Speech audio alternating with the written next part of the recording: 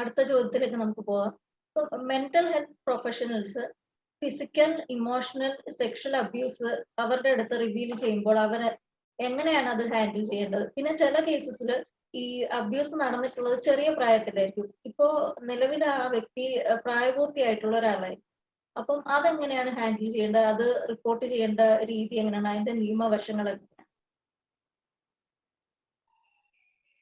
കാരണം അത് കാര്യം പറയുമ്പോൾ ഇതില് മെന്റൽ ഹെൽത്ത് പ്രൊഫഷണൽസ് മാത്രമല്ല, എല്ലാ ഹെൽത്ത് പ്രൊഫഷണൽസിനും ഇത് ബാധകമാണ്.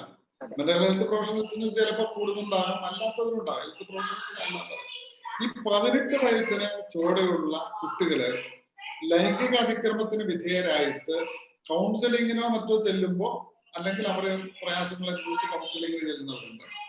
അല്ലാതെ ചിലപ്പോ ചികിത്സക്കായി ചെല്ലുന്ന കുട്ടികളും ഒരുപാടുണ്ട്. ചികിത്സക്കുണ്ട്, ചിലപ്പോ ചില ടെർമിനേഷൻ ഓഫ് പ്രഗ്നൻസി ഉണ്ടാകും.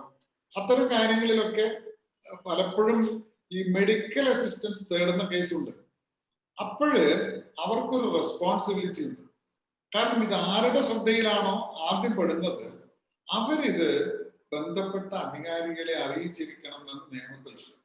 സെക്ഷൻ 19 അനുസരിച്ച് ആരുടെ ശ്രദ്ധയിലായാലും, അത് മെന്റൽ ഹെൽത്ത് പ്രൊഫഷണൽ ആയാലും ശരി, ഹെൽത്ത് പ്രൊഫഷണൽ ആയാലും ശരി, അധ്യാപകരായിരുന്നാലും ശരി, രക്ഷിതാക്കളായിരുന്നാലും ശരി, സുഹൃത്തുക്കളായിരുന്നാലും ശരി, ആരായിരുന്നാലും ശരി, ആരുടെ ശ്രദ്ധയിലാണോ ആദ്യം ഇത് പെടുന്നത്, അവരത് ബന്ധപ്പെട്ട അധികൃതരെ അറിയിച്ചിരിക്കണം.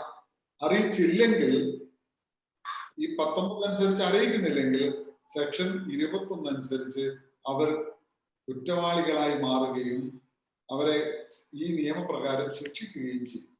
അപ്പൊ അതുകൊണ്ട് അത്തരം ശിക്ഷകൾ ഒഴിവാക്കുന്നതിന്, കാരണം ചിലപ്പോ ഈ കുട്ടി തന്നെ പിന്നീട് എപ്പോഴെങ്കിലും ആരോടെങ്കിലും, ഞാൻ അന്ന് ഇന്ന ആളോടാണ് ഇത് പറഞ്ഞിരുന്നത്, അവരെ അടുത്ത് ഞാനിത് സൂചിപ്പിച്ചിരുന്നു, എന്നിട്ടും ഇത് അതിന് യാതൊരു പ്രതിവിധിയും ഉണ്ടായില്ല എന്നൊക്കെ പറഞ്ഞാൽ വലിയ ബുദ്ധിമുട്ടായി ഈ ആളുകളൊക്കെ ചെന്നപ്പെടും.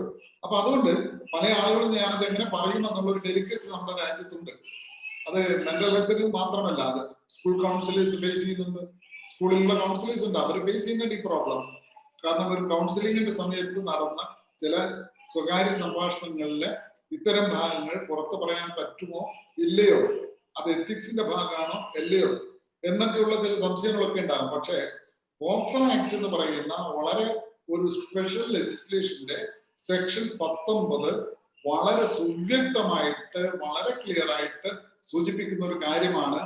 ഇത് ഒരു രീതിയിലും രഹസ്യമായി സൂക്ഷിക്കരുത് എന്നും, രഹസ്യമായി സൂക്ഷിച്ചാൽ അത് ശിക്ഷാർഹമായ കുറ്റമാണ് എന്നും സെക്ഷൻ 21 അനുസരിച്ച് ഇവരെ എല്ലാം ജയിൽ ശിക്ഷക്കും പിഴ ശിക്ഷക്കും വിധിക്കുന്നു.